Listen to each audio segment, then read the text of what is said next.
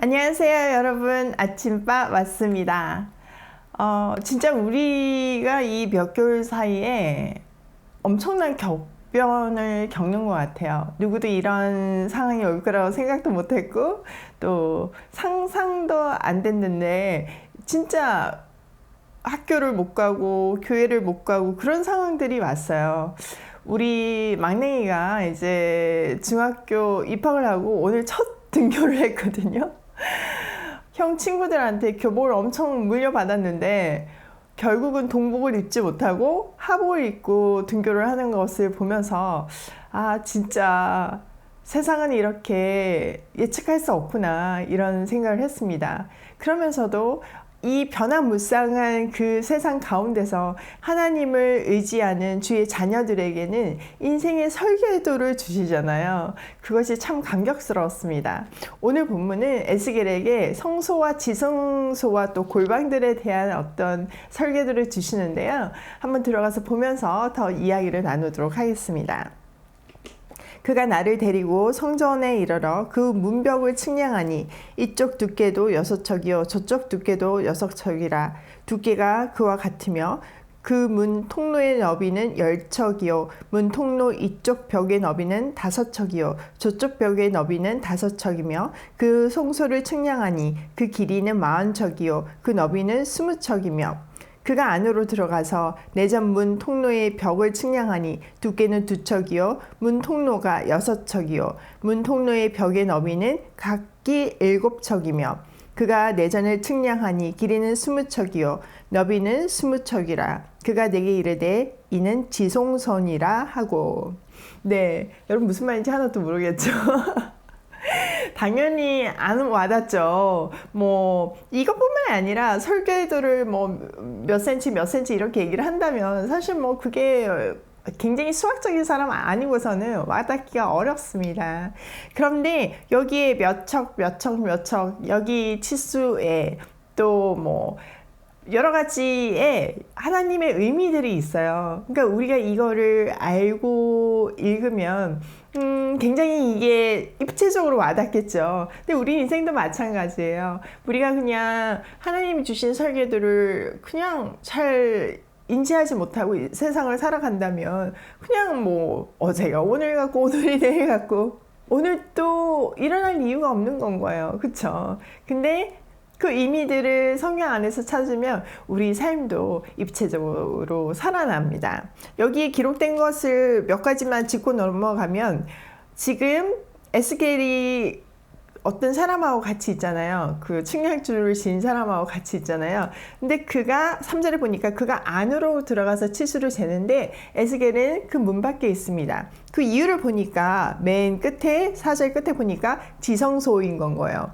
지성소는 대제사장만 1년에 한 번 들어갈 수 있잖아요. 그런데 에스겔은 제사장이잖아요. 그러니까 들어가지 못하는 이런 의미들이 다 있는 건 거죠. 그리고 2절에 보면 통로의 넓이는 10척이요 이렇게 돼 있고 3절에 보면은 문 통로가 6척이요 이렇게 돼 있죠.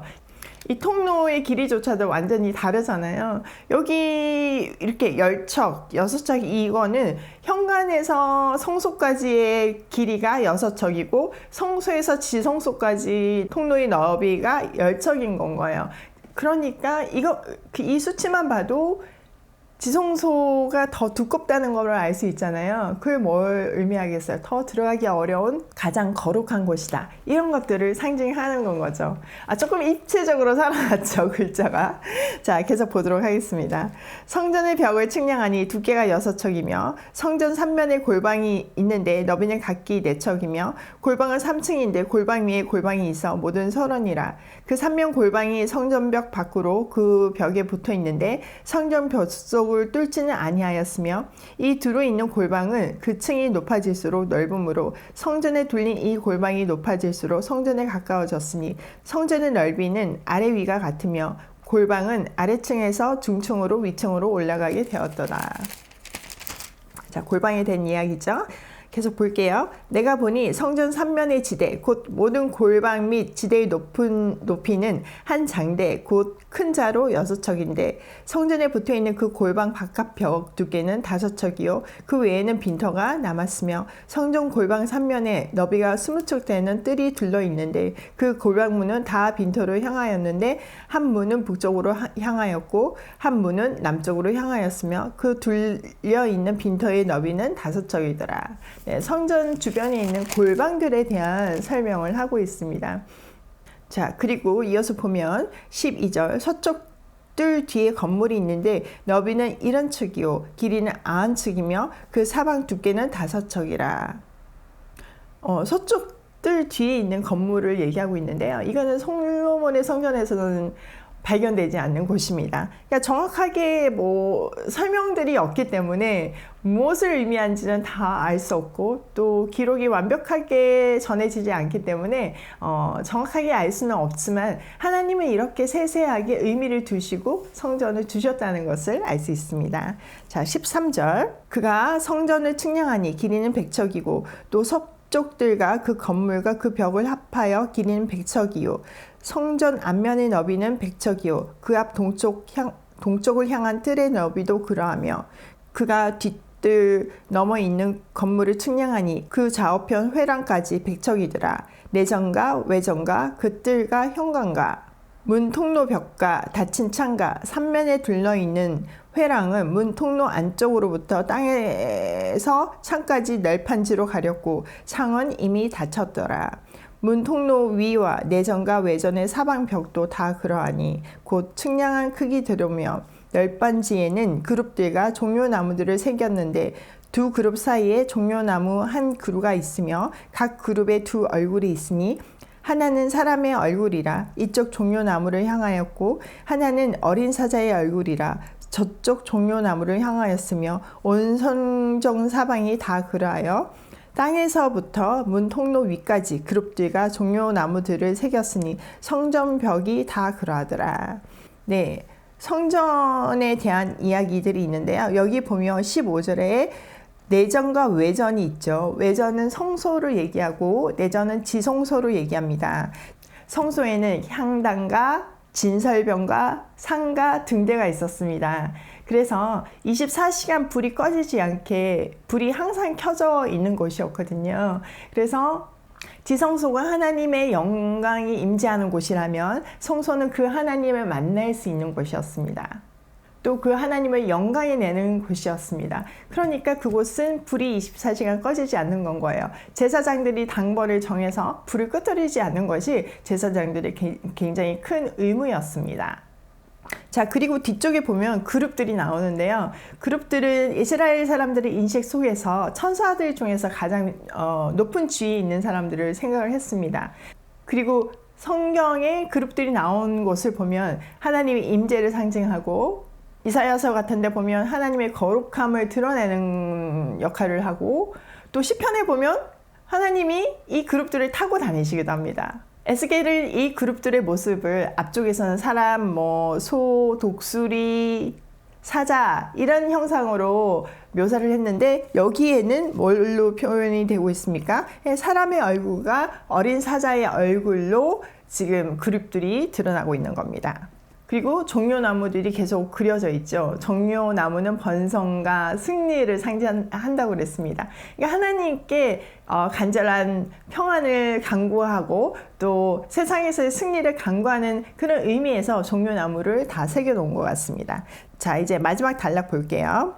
21절 외전 문설주는 네모졌고 내전 전면에 있는 양식은 이러하니 곧 나무 제단의 높이는 3척이요 길이는 2척이며 그 모퉁이와 과 면을 다 나무로 만들었더라.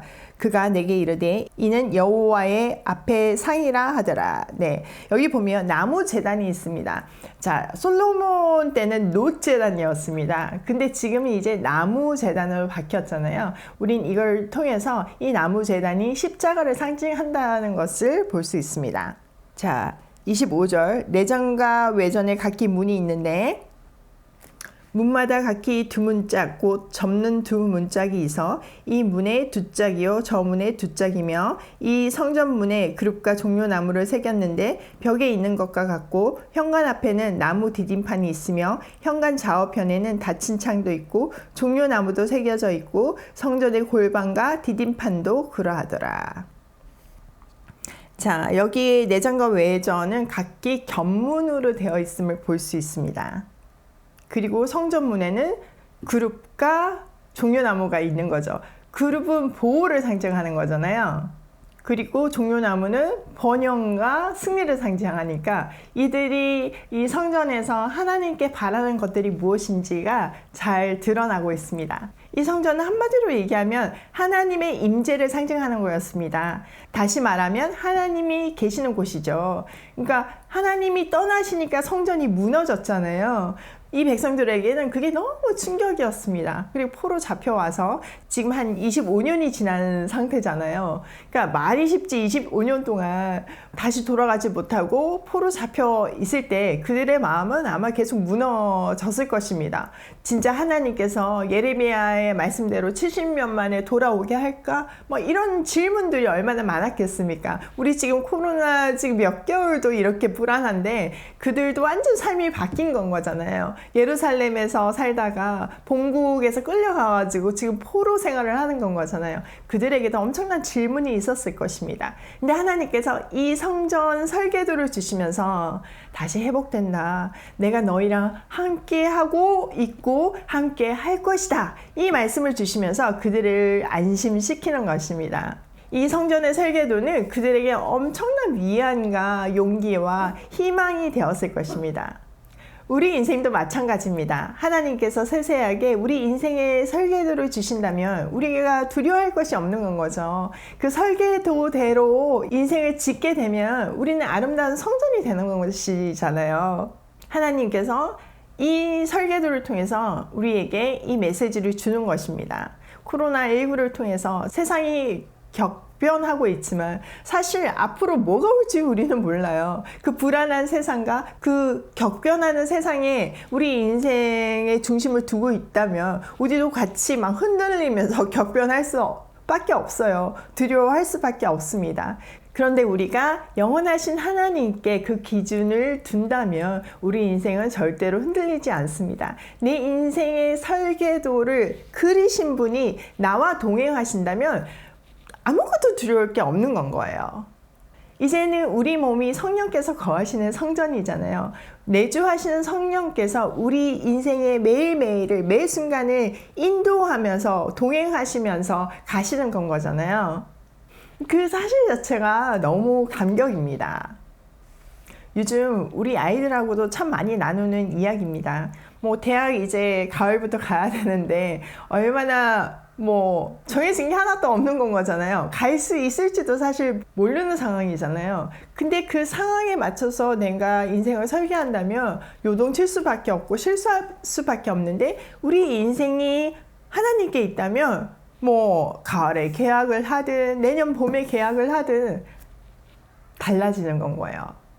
우리도 영원토록 변하지 않는 하나님께 우리 인생을 걸고 하나님께서 인도하시는 그 방법대로 나아갔으면 좋겠습니다. 오늘도 내게 주신 내 인생의 설계도를 붙들고 하나님과 동행하며 고고싱입니다.